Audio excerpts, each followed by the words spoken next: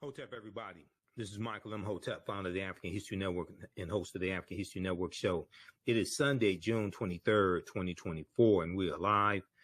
I wanted to come on and talk about my new online history course that is starting up today. I'm getting ready to jump off of here and start teaching this class.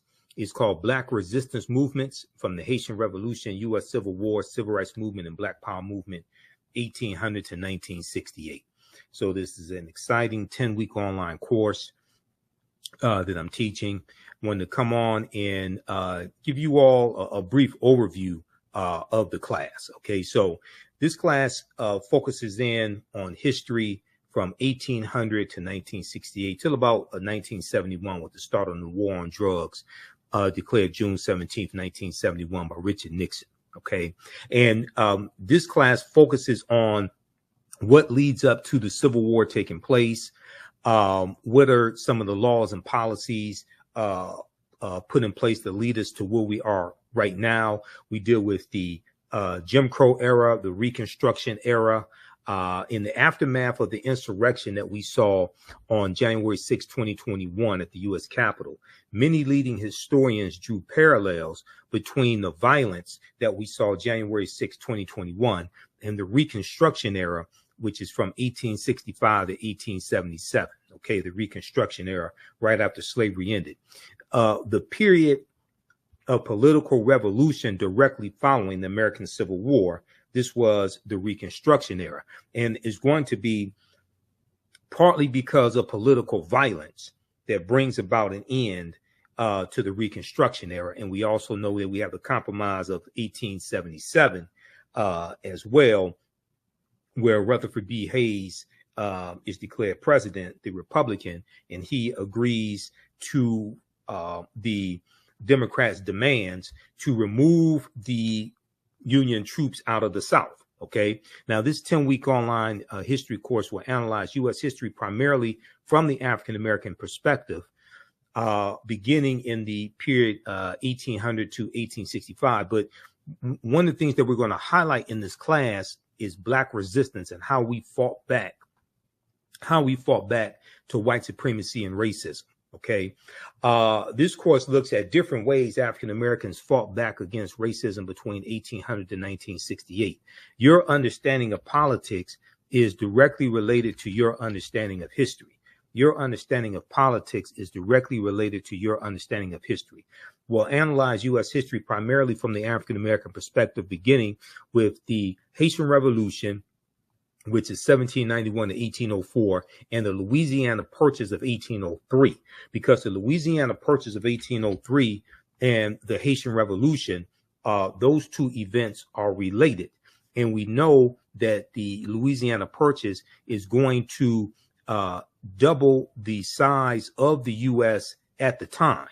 And the U.S. is going to get 828,000 square miles of land from France. And one of the reasons why France sold this land is because France and Napoleon and were getting their behinds kicked by the Haitians in their colony of Saint Dominique that those Africans are going to call Haiti. Okay, and then we call it Haiti. And Haiti is the Arawak word for that island nation of Haiti. Okay, this is where that comes from, Haiti. And we talked about this in my class, the class that I taught yesterday, Ancient Kemet, the Moors, and the Ma'afa, Understanding the Transatlantic Slave Trade, where they didn't teach you in school. That Haiti is an indigenous Arawak word, which means mountainous land, so we're going to deal with this history, and then you could trace that history of the island of Hispaniola, or what Christopher Columbus called La Isla Española, the Spanish island, and the word is anglicized to Hispaniola. And the island of Hispaniola is where you have the Dominican Republic and the Spanish colony of Santo Domingo, which the French take over that Spanish colony of Santo Domingo in 1697 and call it Saint Dominique, and that's where Haiti is today. Okay, so when we look at this history, even though we're looking at history from 1800 to 1968, we can trace this history back to the Moors going into the Iberian Peninsula, today known as Spain and Portugal, in 711 AD, and what happens after that. Because we know it's August 3rd, 1492, that Columbus set sail on the Nina, the Pinta, and the Santa Maria, and he's financed by Spain and King Ferdinand and Queen Isabella. We know on August 2nd, 1492, Spain expels the Sephardim, the Sephardic Jews, and we know on January 2nd, 1492, during the Spanish-Grenadian Wars, the Moors lose control of their last stronghold in Spain, which was Grenada. Okay, so we see a chronology of all of this history. And then we see the Louisiana Purchase, which doubles the territory of the United States. The U.S. is going to carve out about 15 states out of that land they get from France. And France did not legally own that land. This is stolen land they got from Native Americans as well as African people who were already here as well. And we know from reading Dr. David Imhotep's book, The First Americans Were Africans, Documented Evidence, we know African people were here in this land we call the United States of America, going back at least 51,700 years ago. Okay, so, this is already a given. Okay, so what we're going to see here in this class is a chronology of this history and what leads to the U.S. Civil War taking place.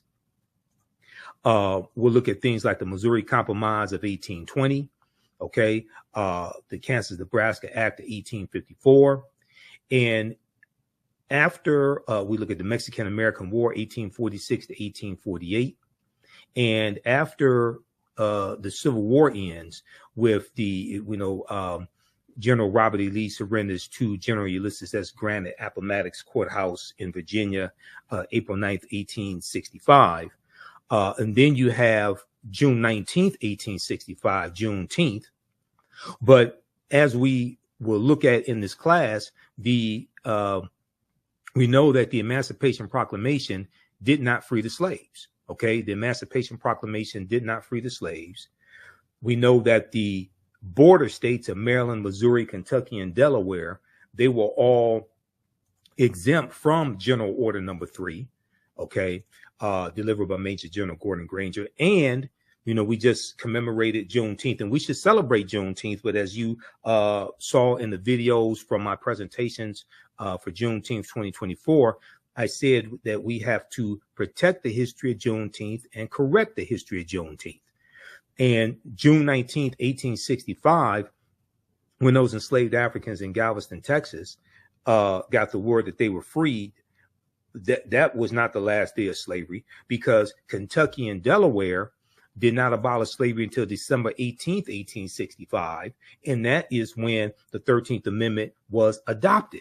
We know that when Georgia ratifies the 13th Amendment, December 6, 1865, Georgia becomes the 27th state to ratify the 13th Amendment, and it becomes law, and it's adopted December 18th. So Kentucky and Delaware did not abolish slavery until 6 months after Juneteenth. So how could Juneteenth be the last day of slavery? Okay, so a lot of these reports that you hear in the media are basically false about Juneteenth. Okay, so we go through and we look at some of these original documents. We look at the U.S. Constitution, Emancipation Proclamation, things of this nature. And the Reconstruction era is a very, very important period of history that's not talked about a lot in schools. Okay, and Americans, number one, are very ignorant of history, but Americans know very little about the Reconstruction era as well. You can register for this class because I'm getting ready to jump off here and jump into the class right now, the online school, and start teaching the intro to the class. Visit our website, AfricanHistoryNetwork.com, AfricanHistoryNetwork.com. Scroll down past the first online course that I teach, Ancient Kemet, the Moors, and the Ma'afa, Understanding the Transatlantic Slave Trade. You can still register for that class. But this new one right here, Black Resistance Movements, this really ties into the political climate what we see going on in America right now, the backlash against diversity, equity, and inclusion, the resistance against any type of reparative justice or reparations, the attack on voting rights as well, the January 6, 2021 insurrection, which was political violence. All of this is what we see, the seeds of all this during this period of time from 1800 to 1970. Okay, so this 10-week online course, Black Resistance Movements from the Haitian Revolution, U.S. Civil War, Civil Rights Movement, and Black Power Movement. You can register right here for it. Click right here, register for full course. It's on sale, $80. You can register for both classes. We have a bundle pack for $120. It's about a $300 value. There's going to be some bonus content. You're going to get my Juneteenth lecture free when you register for this new class as well, Black Resistance Movements. Okay, so visit our website, AfricanHistoryNetwork.com. and register for it, and we'll see you in class. I want to go back to this PowerPoint presentation. These are some of the actual slides from the class. There are 80 to 100 articles that we look at in this course, and there are numerous slides that I put together for this class as well. There's 2 binders full of articles that I teach, because it's really close to about 100 articles that we look at here. So we go through, we look at the 13th Amendment. Now, contrary to popular belief, people think the 13th Amendment has an exception clause because it says,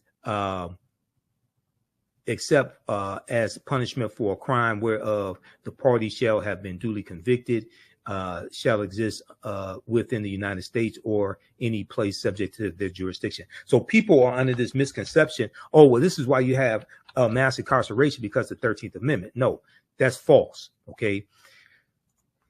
What is the 13th Amendment? What law is the 13th Amendment based upon? The 13th Amendment is based upon what's known as the Northwest Ordinance of 1787. The Northwest Ordinance of 1787 dealt with the Northwest Territory. It dealt with Michigan, Ohio, Indiana, Illinois, Wisconsin, and Minnesota. The Northwest Territory is one of the main reasons why the Northwest Ordinance, I should say, the Northwest Ordinance of 1787 is one of the main reasons why places like Michigan, where I live, had very low levels of slavery, because the Northwest Ordinance basically abolishes slavery in the Northwest Territory. And when I did my presentation for the Detroit Reparations Task Force on March 2nd, 2024, some of you all have seen the video of that lecture because I've been rebroadcasting it on my social media platforms. I talk about the Northwest Ordinance there, officially titled An Ordinance for the Government of the Territory of the United States, Northwest of the River Ohio. The Northwest Ordinance was adopted on July 13, 1787 by the Confederation Congress. Okay, this is the same Congress. This is who drafts the U.S. Constitution. Okay, in 1787 at the Philadelphia Convention, the Confederation Congress, the one-house legislature operating under the Articles of the Confederation. So the Northwest Ordinance chartered a government for the Northwest Territory, provided a method for admitting new states to the Union from the territory, and listed a Bill of Rights guaranteed in the territory. And one of the things that it did was basically forbade slavery. A Bill of Rights protecting religious freedom, the right to a writ of habeas corpus, that means having your day in court before, being convicted, the benefit of a trial by jury, and other individual rights. In addition, the accordance encouraged education and forbade slavery. So this is why, like in 1832, Michigan had in 1830, the U.S. Census showed Michigan only had 32 slaves. In 1773, we know Detroit had 73 slaves. Okay, but after that, in 1787, you're going to see a drastic decline in the number of slaves that the Michigan Territory has, and then Michigan becomes a state in the Union in 1837, and it gets admitted to the Union as a free state. So this is why I said that the people that, even though slavery did exist in Michigan, there was very low levels of it. And also many of the numbers that you see talking about the number of slaves in Michigan, that also included Native American slaves. And at one point, Native American slaves outnumbered African slaves 3-1. So this is why when we talk about reparative justice, we have to specifically understand the history of the city or state that we're talking about. We can't just run around talking about slavery, slavery, slavery. You owe us $17 trillion. That's not going to work. Yeah, I mean, go watch my presentation. I got deep into this. Okay, so then we go through and take you throughout history. We look at the Reconstruction era, right? The Reconstruction era is not talked about a lot in schools. And there was a excellent article from Time.com, Time magazine, that I use in the class. And it deals with how schools are not teaching about the Reconstruction era. And the Reconstruction era is extremely important to understand because it helps us better to contextualize what is taking place right now. What is taking place right now? The attack on critical race theory, okay? The banning of books that are taking place, especially books dealing with the history of slavery and the civil rights movement, things of this nature. And then you have the initiative to reshape the federal bench, the federal courts, and the U.S. Supreme Court into an ultra-conservative court as well. So we see all this continuation, all these political fights, things like this coming from the Reconstruction era and going into the Jim Crow era. A new report finds that 45 states are failing to teach students about the period that shaped race relations after the Civil War. Now, this is an excellent article from January 12, 2022 by Olivia B. Waxman for Time magazine. And this was basically a year and 6 days after the January 6, 2021 insurrection. In this article, it says in the aftermath of the insurrection a year ago at the U.S. Capitol, many leading historians drew parallels between the violence that we saw January 6, 2021 and the Reconstruction era, the period of political revolution directly following the American U.S. Civil War. So Civil War is 1861 to 1865. Quote, now, Eric Foner is one of the top historians when it comes to the Reconstruction era. Okay. Historian Eric Foner said, quote, the events we saw reminded me very much of the Reconstruction era. Okay. The events we saw reminded me very much of the Reconstruction era and the overthrow of Reconstruction, which was often accompanied or accomplished, I should say, by violent assaults on elected officials. So whether we have like the Clinton, Mississippi riot of 1875, where President Ulysses S. Grant refused to intervene, he implemented his non-intervention policy, but he intervened in 1871 using the Ku Klux Klan Act of 1871, and he cracked down on Ku Klux Klan activity in South Carolina. He declared martial law in 9 counties in South Carolina, and this is after Congress passed the third of the enforcement acts, and this one is section 241 of U.S. Code, is known as the Ku Klux Klan Act of 1871.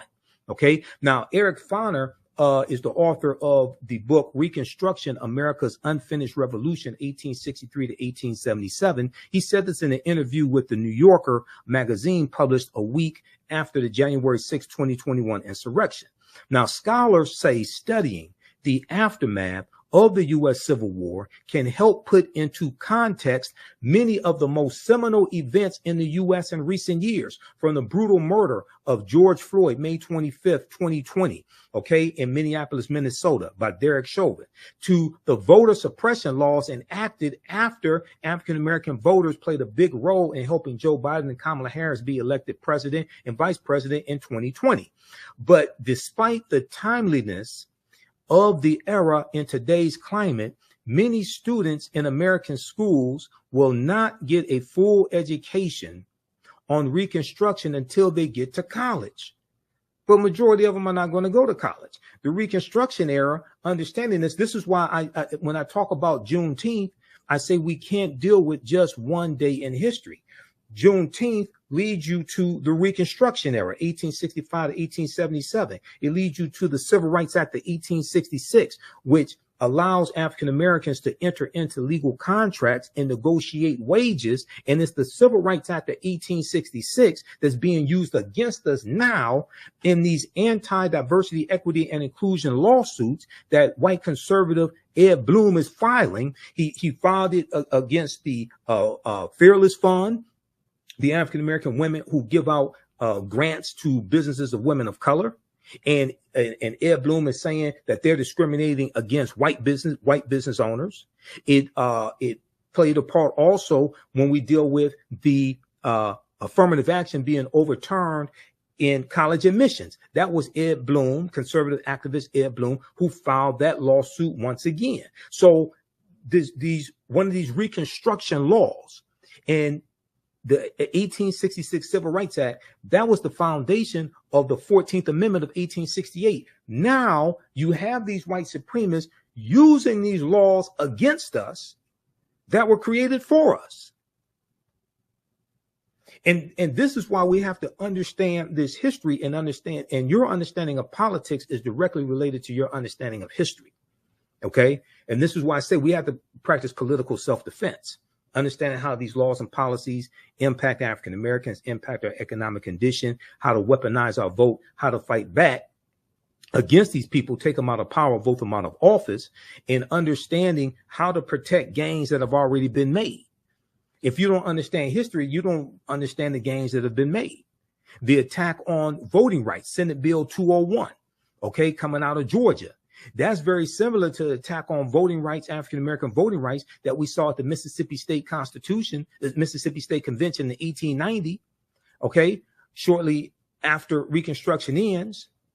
And they're rewriting the Mississippi State Constitution to oppose poll taxes and literacy tests, to suppress, it was specifically designed to suppress the African-American vote. There's an excellent article from the Washington Post called "The Mississippi Plan to Keep Blacks from Voting in 1890. Quote, "We came here to exclude the Negro," end quote.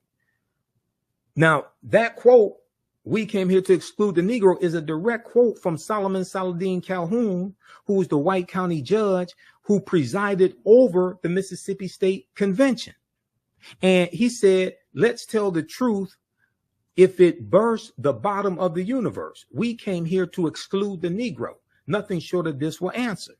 Because African Americans were the majority of the population in Mississippi, and we were the majority of the voters. Okay. So they're trying to take back power. They imposed, the delegates eventually adopted a literacy test and a poll tax geared to suppress the black vote in a state with a black majority. The Mississippi Plan became the model throughout the South, part of a raft of racially oppressive Jim Crow laws that ended Reconstruction.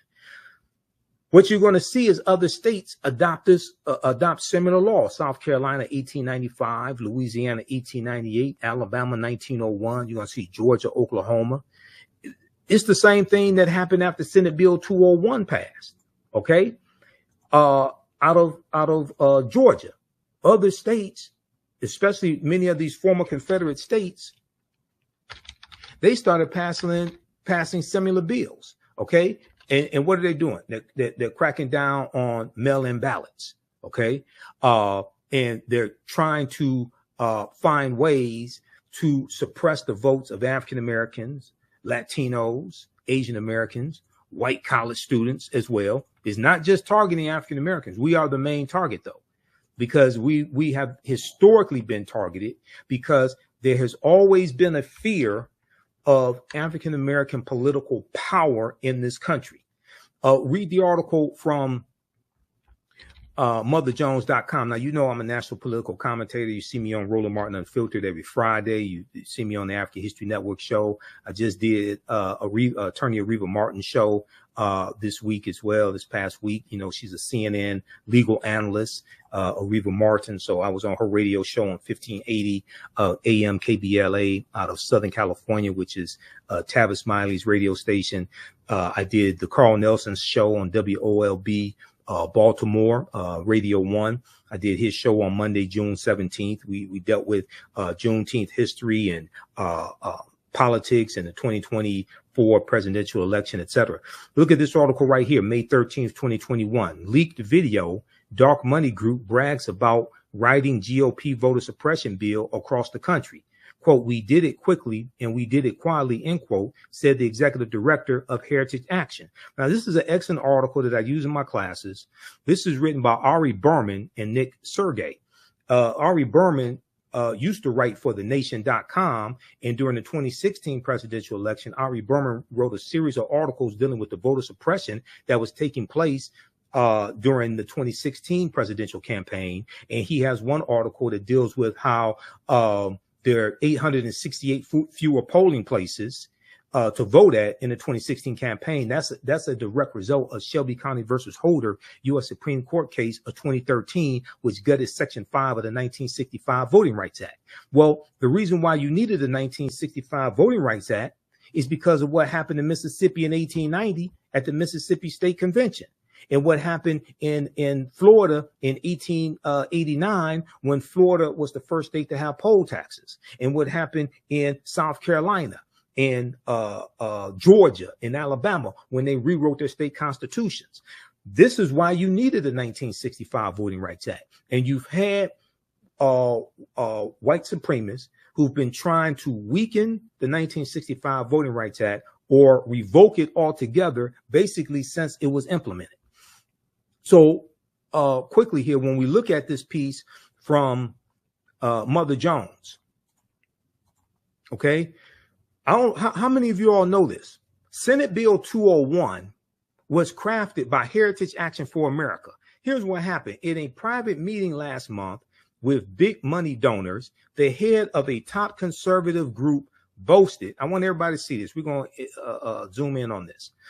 The head of a top conservative group boasted that her outfit had crafted the new voter suppression law in Georgia and was doing the same with similar bills for Republican state legislators across the country. They did it with Senate Bill 201 in Georgia, and they did it with other similar bills in Republican state legislators across the country. Quote, in some cases, we actually draft them for them, end quote, she said, or we have a sentinel on our behalf, give them the model legislation so it has that grassroots from the bottom up type of vibe, end quote. The Georgia law had, quote, 8 key provisions that Heritage recommended.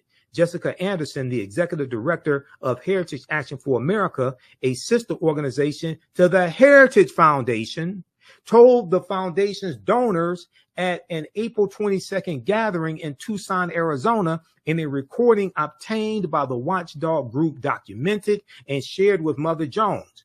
Those included policies severely restricting mail ballot drop boxes, preventing election officials from sending absentee ballot request forms to voters, making it easier for partisan workers to monitor the polls, preventing the collection of mail ballots, and restricting the ability of counties to accept donations from nonprofit groups seeking to aid in election administration. Okay, now this law was signed into law by Georgia Governor Brian Kemp, and when he signed it, he was in a room with all white men. And he's sitting down at the desk, and above him is a painting of a slave plantation. Go research this when they did this, okay? But check this out. It gets deeper. Do you know who the Heritage Foundation is? The Heritage Foundation is an right-wing conservative think tank, and they're the ones who engineered Project 2025. The Heritage Foundation. Have you heard about Project 2025? All of this stuff, all the history and politics is connected. This is what we deal with in this class. This is why I had to create this class, because the first course that I teach, Ancient Kemet, the Moors, and the Ma'afa, Understanding the Transatlantic Slave Trade. So we deal with history going back thousands of years and deal with what leads up to the transatlantic slave trade. And we deal with the transatlantic slave trade, like, globally, and then deal with it here in the U.S. And, you know, we leave off like in the early 1800s. But I realized That crucial period of time from 1800 to 1970 or so, we really have to focus in to understand what happened during that period of time, because that puts us on a direct trajectory to where we are today, especially the collapse of Reconstruction and then going into the Jim Crow era. We look at the Lily White movement in 1928, which was the effort of Republicans to push African Americans out of the Republican Party, going back to 1928, when Republicans appealed to Southern segregationist Democrats in 5 former Confederate states to get them to vote for Herbert Hoover, who was the 1928 Republican candidate for president, and Herbert Hoover won. We know Herbert Hoover mishandled the Great Depression and loses to Franklin Roosevelt in the 1932 presidential election. Okay, so we get to see a chronology of all this history. But Project 2025, and I talked about it when I was on Carl Nelson's show. We talked about it on. We've been talking about it on Roland Martin Unfiltered as well. But if you take a look at this, this is a 900 plus plan dealing with ultra right-wing policies that conservatives want to get put in place. And you have about 100 100 of these right-wing organizations that are signed on to Project 2025. I'm pulling up here an article. Okay, now there's numerous articles on this. Here's one from USA Today. If you haven't heard about Project 2025, you got to go research this. What is Project 2025? The Presidential Transition Project Explained. Now, this is from June 10th, 2024 from USA Today. This deals with giving more power to the president. This deals with getting rid of the Department of Education. This deals with the nationwide ban on abortion. This deals with weaponizing the Department of Justice as well. I mean, this stuff is deep. This deals with politicizing federal employees and getting rid of thousands of federal employees and implementing a loyalty pledge as well to be a federal employee. What is Project 2025? The Presidential Transition Project Explained. This is from the USA Today. The detailed plan to dismantle and reconstruct the government laid out by conservative groups known as the 2025 Presidential Transition Project has critics up in arms over its apocalyptic and authoritarian nature. The Heritage Foundation, a conservative think tank in Washington, D.C., led an effort to create the more than 900-page mandate for leadership published in April 2023. So this is the type of planning these people are doing.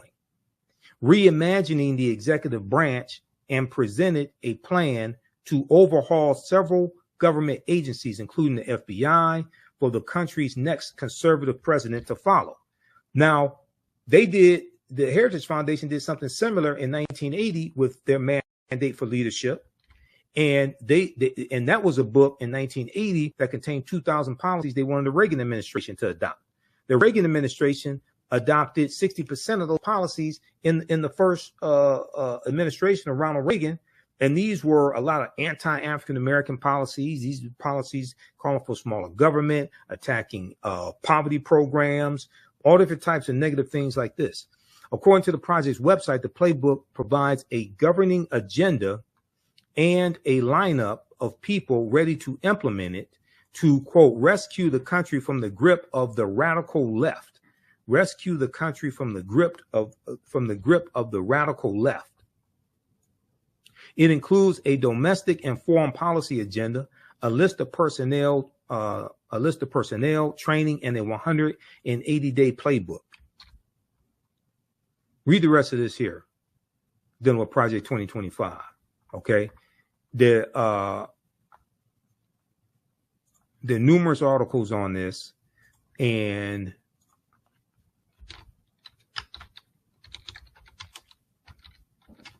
let me pull up something here. This is one from, let's see.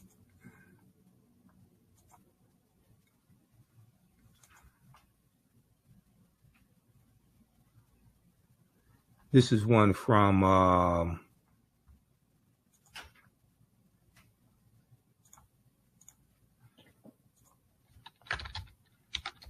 I'm not going to pull up that one. That's a video.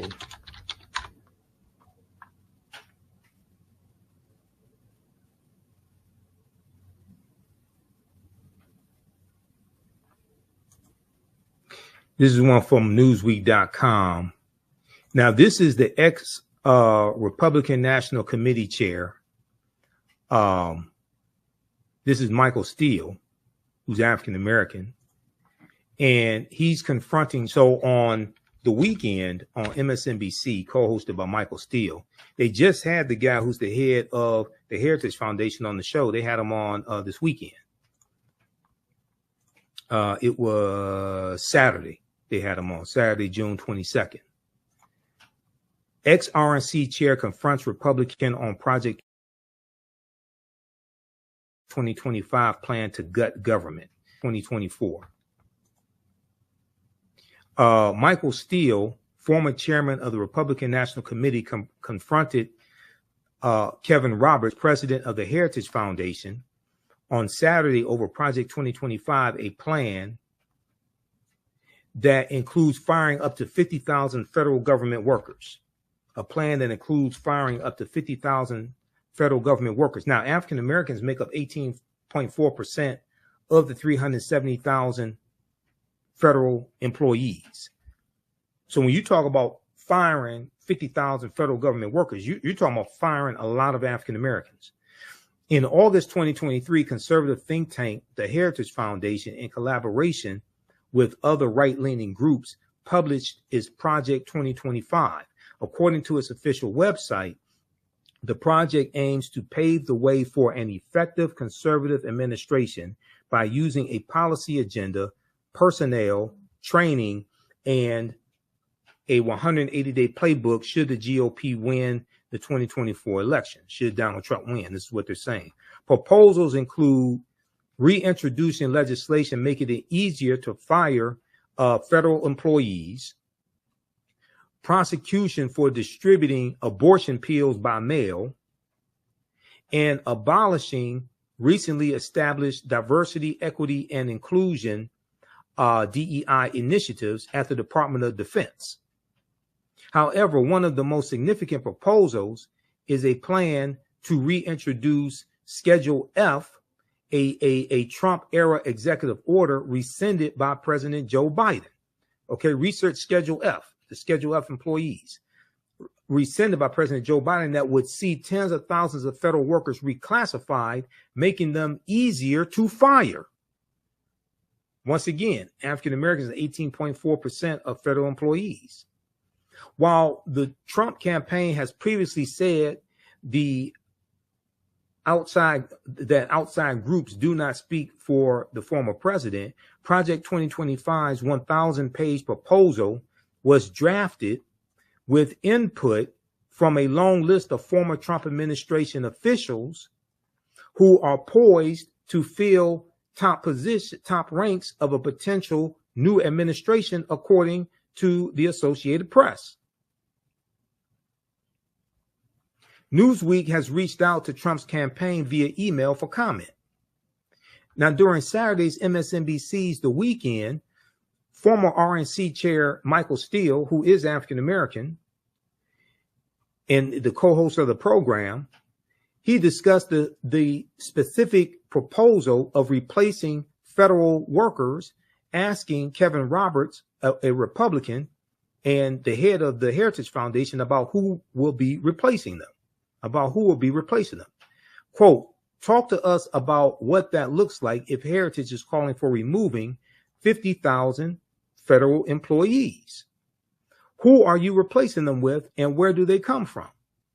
I suspect a lot of those people you are talking about have been in the federal service for a long time and served not just Republican administrations, but also Democratic administrations, Michael Steele said. Kevin Roberts mentioned political contributions as he claimed federal workers contribute to the Democratic Party. See, what they want to do is they want to go through and weed out federal employees, and they only want federal employees who will be loyal to Donald Trump. And that's not how federal employees work. Federal employees are not loyal to a president. They are employees that serve the country. They stay there for 20, 30, 40 years. They serve many presidents. They're not there to serve a president. What I mean is they serve under many presidents. They're not there to serve a president. They're there to serve the country, but they work under many presidential administrations. They're not there to be loyal to one person. That's not how this works. Quote, they have, and 95% of them who give political contributions give them to the Democratic Party. Kevin Roberts said, the head of the Heritage Foundation, they can donate to whoever they want to. You can be a federal employee and make political donations. You have a right to do that. However, Michael Steele interjected and asked, quote, so you're going to fire someone because they wrote a check to a Democratic candidate? Kevin Roberts continued by doubling down on the efforts to replace civil servants, calling them unelected bureaucrats. Quote, now we're going to fire someone. He said, no, quote, no, we're going to fire someone, and the number needs to be more than 50,000 people, considering there are more than 2 million federal employees because of over the last century, the radical left has seen the administration state as the fourth branch of government. They're unelected bureaucrats, but ultimately we have to devolve power from the imperial city of Washington back to the people. You listen to this guy. This guy sounds crazy as hell. Go to MSNBC.com. Go to the weekend. Watch the interview that they did. That the TV, not the pop artist, the weekend, not him. The political show on MSNBC, the weekend. Okay, with Michael Steele and Simone and Menendez. Okay, go watch that. They interviewed Kevin Roberts Saturday, June 22nd, 2024. This dude sounds like a Trump bobblehead, full of conspiracy theories. And he's the head of the Heritage Foundation. This is the organization that created Project 2025. Not only that, the 226 federal judges that Donald Trump got confirmed, and the 3 Supreme Court judges, those judges came from lists submitted to him from the Heritage Foundation and the Federalist Society. Go research that.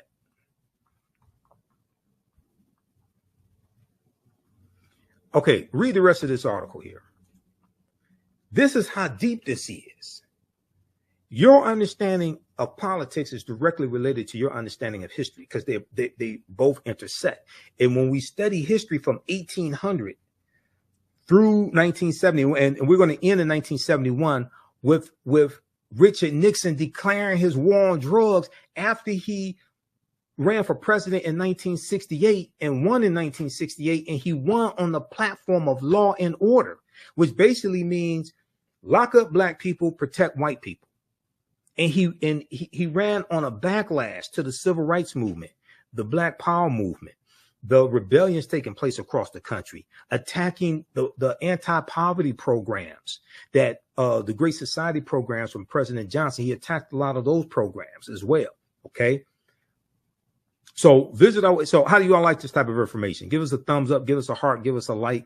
This is a very, very timely class, and this helps you to better understand what's taking place in the country right now, dealing with politics, news events, people reclaiming the Confederacy. We just did a story on Roland Martin Unfiltered where 2 schools in Virginia just voted to rename the schools after Confederate heroes because they changed the names of the schools in 2020 when you had a racial reckoning taking place in this country because of the killing of George Floyd. Now you see a recalibration. Now you see people trying to go back to the way it was because they want to hold on to white supremacy. You have a lot of people that want to hold on to the Confederacy. We're going to deal with the Confederacy in the class, but nations don't name schools and don't have monuments honoring traitors to that nation. The Confederacy, these were traitors who committed treason based upon Article 3, Section 3 of the U.S. Constitution. The U.S. Constitution defines treason. And they committed treason based upon Article 3, Section 3 of the U.S. Constitution. Now, a minute ago, I talked about the Ku Klux Klan Act of 1871. Okay, it was actually passed in 1871, right?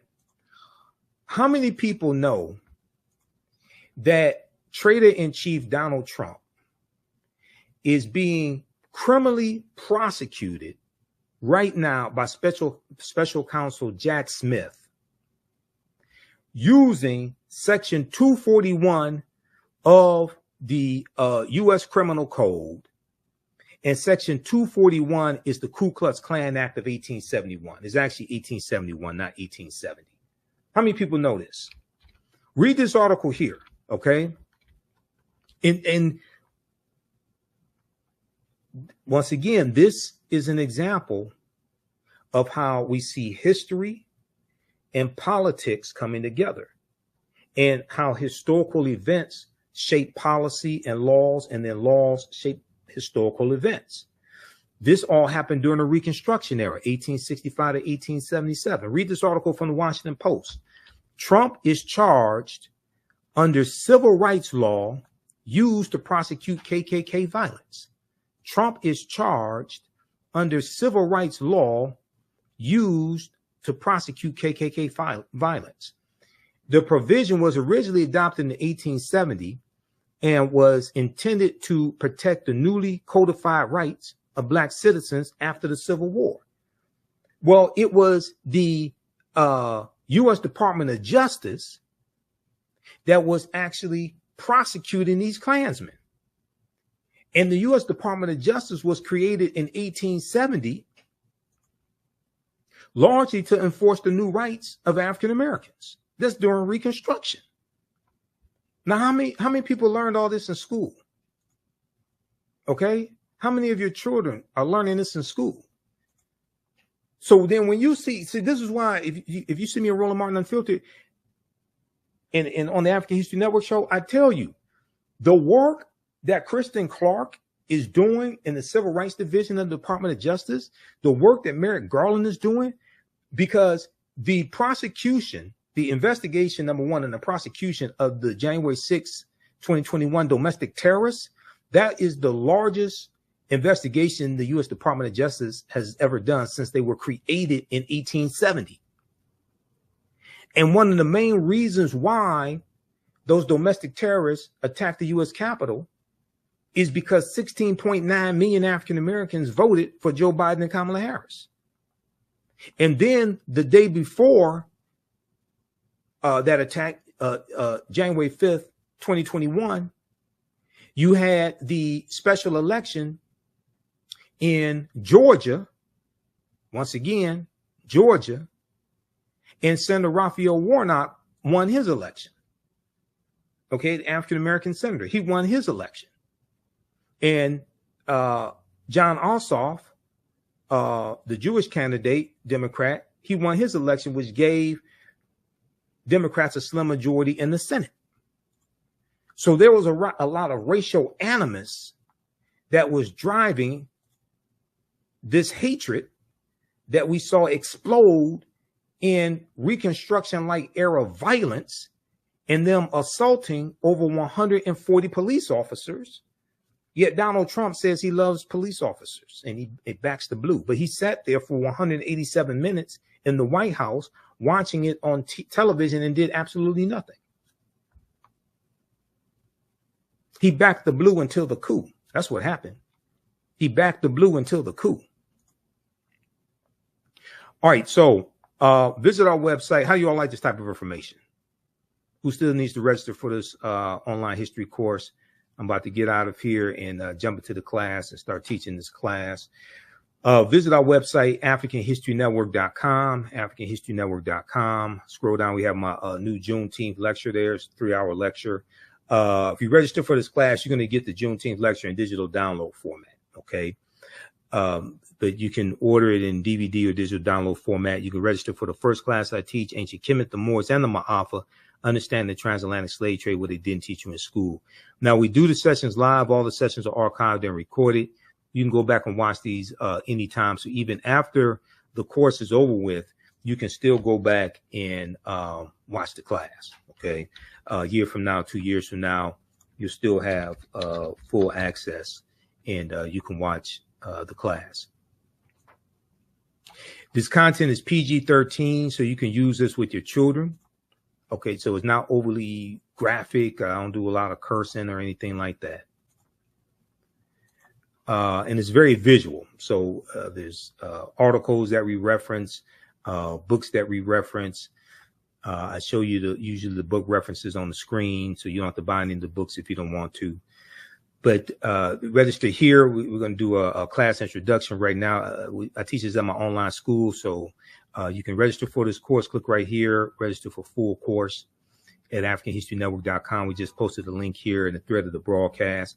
You can also support the African History Network, $ the AHN show through Cash App and through PayPal, paypal.me/the AHN show. It helps us keep doing the research, stay on the air, keep broadcasting, pay some of the bills. This is our official Cash App account, $ the AHN show, SHOW. When you go to it, it'll say Michael. There's some like 5 or 6 fake African History Network Cash App accounts out there that I have identified, like these right here. Oh, and you can click on a Cash App link right here. Here's our QR code. Okay. And then here's our link for PayPal as well. This helps us keep doing the research, stay on the air, keep broadcasting, pay some of the bills, finance our Sunday night show, the African History Network show. I usually do that Sundays, 9 p.m. to 11 p.m. Eastern Standard Time on our social media platforms as well. All right, we have to get out of here. Hopefully you learned a lot today. You can email me through the website if you have any questions, AfricanHistoryNetwork.com. We'll see you in class. Remember, right now is correct wrong behavior. What you do for yourself, what you do to yourself, and what you allow other people to do to you and get away with is based upon what you think about yourself. What you think about yourself is based upon what you have been taught about yourself. What you've been taught about yourself is based upon everything you've read, heard, and seen about yourself. So when you control the radius of a man or woman's thoughts, you can control the circumference of his or her actions, because the mind can't do or teach what it doesn't know. And your understanding of politics is directly related to your understanding of history. Okay, so we'll see you in class. Listen to the African History Network show. And Wakanda, right now is correct wrong behavior. It's not over till we win. Wakanda forever. We'll talk to you next time.